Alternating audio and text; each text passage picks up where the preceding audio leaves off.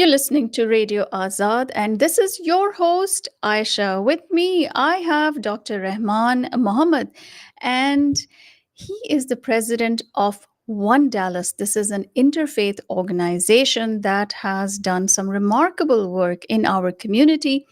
He is also the president of the Dallas Muslim Medical Association. So we give a very, very warm welcome to Dr. Rahman Mohammed. Assalamu alaikum. Walaikum salam. How are you, Aisha? Thank you for having me on Radio Azad. I'm very well, and you're very, very welcome. Somebody who does good work in the community. Our job is to highlight them. So we're happy to have you on the show today. So, Dr. Rahman, if you can just first of all give a brief introduction about yourself to our listeners. Yeah, as I said, thank you once again. It's my pleasure to be here. It's my first time. My name is Dr. Rahman Mohammed. I work as an emergency medicine physician. A little bit of background, grew up in India and completed my medical school in Ukraine, and then did my medical training in Chicago. Lived Mhm. there for 15 years before moving to Dallas and calling DFW as my home. So I'm here in Dallas since 2018, and I feel like it's my home, and I'm very, very, very, very welcomed by the community here. Absolutely. Somebody who does great work. Yes, Dallas is a perfect place for that. So tell us a little bit about One Dallas. And from our conversations, I've understood a little bit that it is an interfaith organization. So when was it created and why did you feel the need for this organization? Yeah, thank you for asking that question. One Dallas, if I have to describe in a one line, is a social interfaith platform that is comprising of passionate individuals from different backgrounds, different faith and culture, coming together with a reason, a cause to unite the community, to build bridges, to promote friendship, harmony, and love among the DFW. Because we strongly believe that DFW is a pioneer city in many aspects across US, Mm-hmm. whether different talent, whether it be it a vibrant community, whether it's jobs or n number of reasons. And definitely, when we have a strong community, we need a strong bridges and strong bonds, and that's One Dallas comes in Mm-hmm. to kind of magnify this need, and because things are happening in silos on different levels, different aspects. Yeah. So we want to the next level to make it as a DFW platform, and that's where I'm fortunate to meet the passionate individuals with the similar minds and similar goals. So that's how Dallas came into existence. And we are not very old; we are pretty young. We just Okay. started this, and This yeah, year. This year. exactly. Oh, wow. Okay. Now, how has this initiative been received?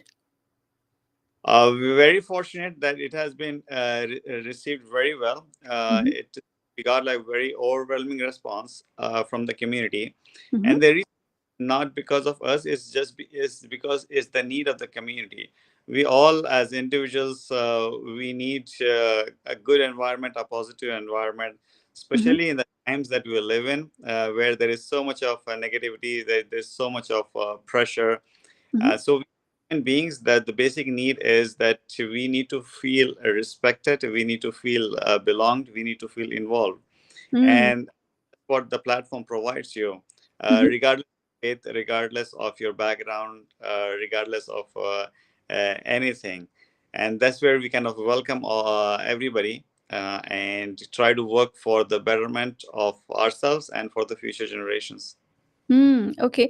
So, what activities have you done? And you mentioned about a grand iftar that you did. So, tell our audience a little bit about that. Yeah, so Ramadan is the month of giving. Ramadan is the month of, I would say, respect, sharing food, and kind of self reflection.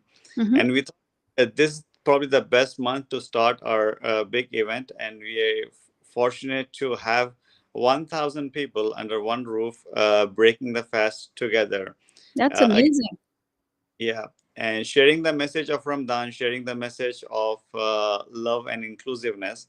Mm-hmm. So we invited all the community members, whether be it politicians, starting from state reps to city mayors to city councilmen, people who are running for different positions, people of different faith, Mm-hmm. whether Jews, Christians, Hindus, and other faith, and also a common man, common Muslims, right, Mm-hmm. who frequent the mosque.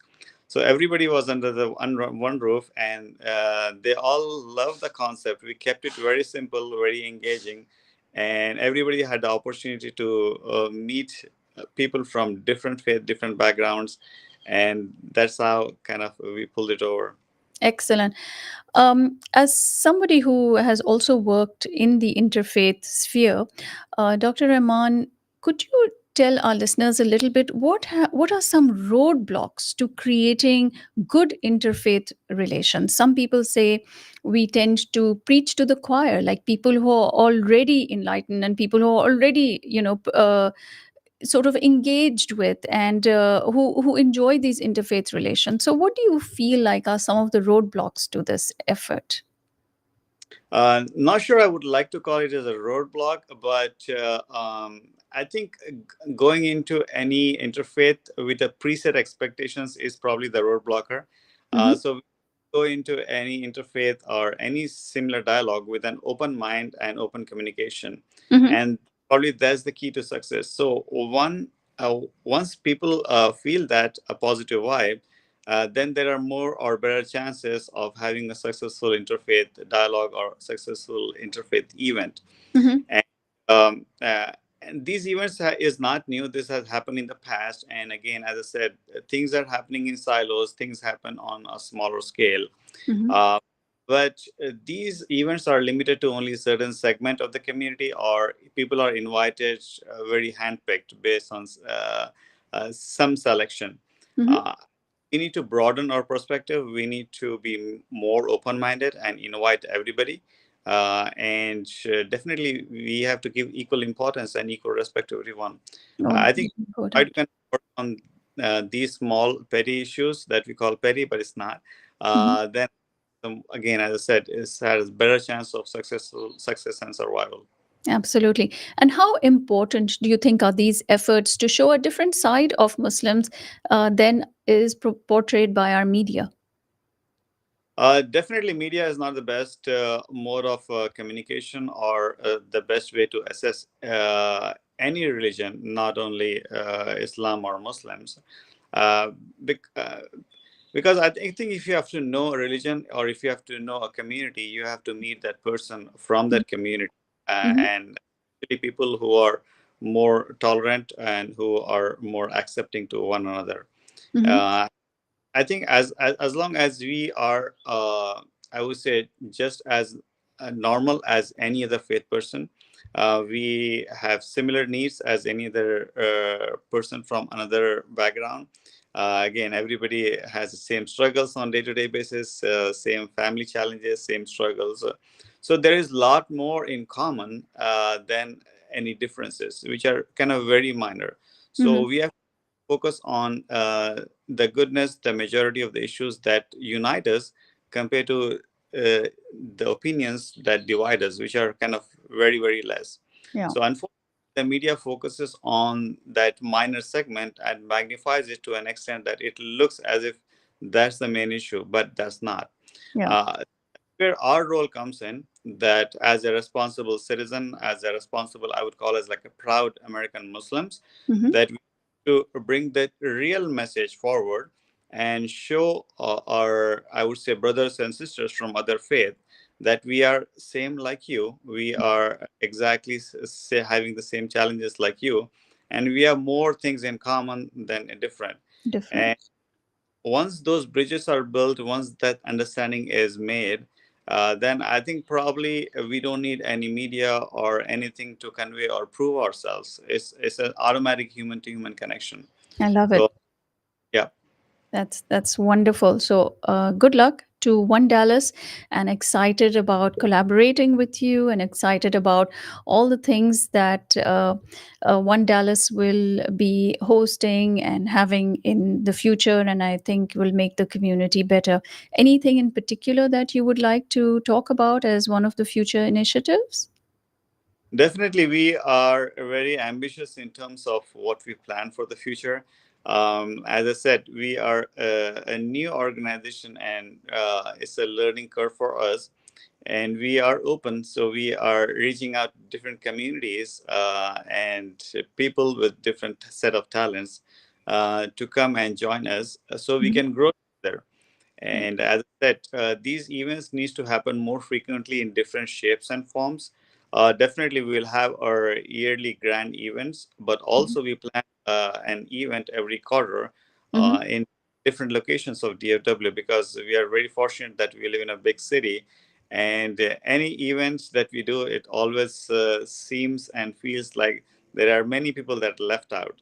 So Yeah. we don't need to leave behind, and we have to accommodate everybody. And Mhm. definitely, as more and more people join, it's going to evolve in much better shape and form. So we can be the flag bearers of this positivity for rest of the country. Excellent. All the very best to One Dallas and to you for